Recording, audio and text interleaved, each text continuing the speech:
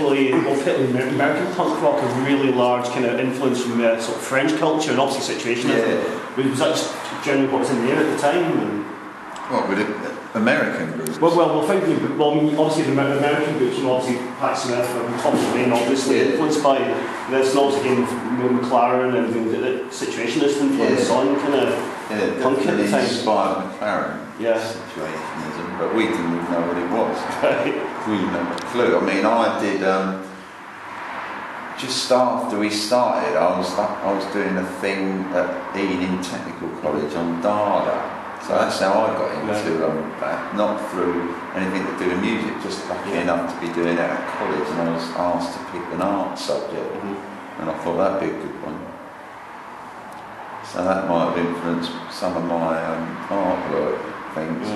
And again, I mean, this is something pretentious. I think your career almost has been a bit Dadaist in the sense that you said in 1985 you left the music industry and became a postman. Yeah. So how did you find that? What was it?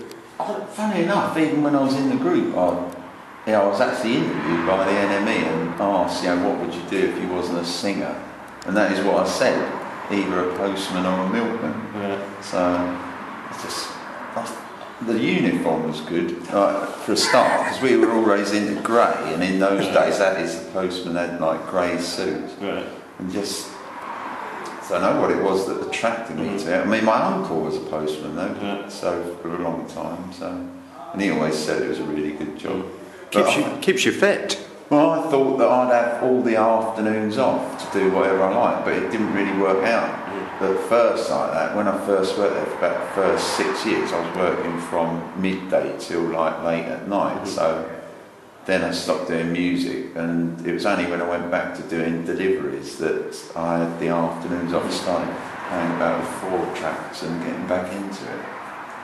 Through a friend at the post office, funny enough, because I didn't know anything about 4-track recording, but someone at work was really into Beach Boys and used to do all these 4-track recordings and bring them in and see what I thought about them. And I teamed up with him and just started going around his house and doing some of my songs onto his 4-track.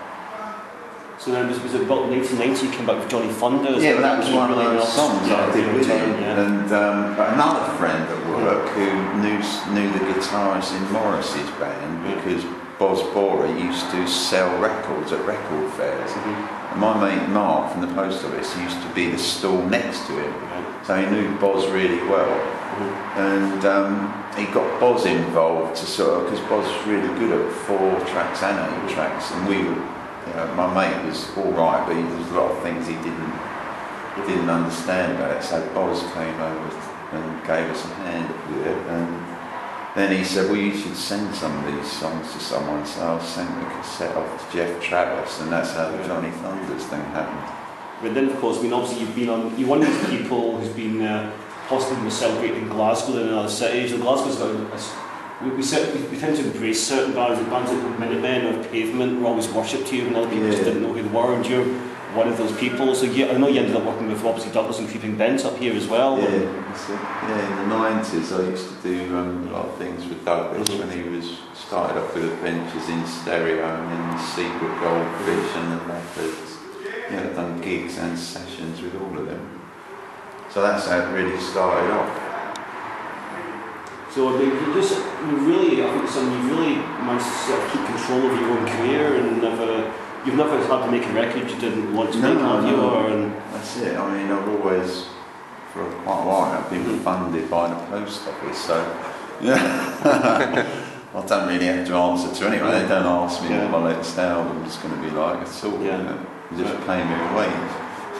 So would you recommend this as a best lifestyle for a musician then? Definitely, but you've got to get on the deliveries really, because all the other postal work is all late night stuff. You'll be finishing at 10 o'clock, you're not going to do any gigs. That makes sense. One of a guy I absolutely love, Judd, one of my favourite artists in Glasgow.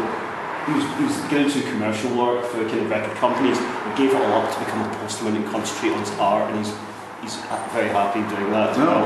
So it's definitely possible. There's a formula there. A career path to recommend for people. I don't know, probably enough there. Is there anything you'd like to say in conclusion? No, I just love I really like having a go at this jazz stuff because I haven't done it for so long, you know.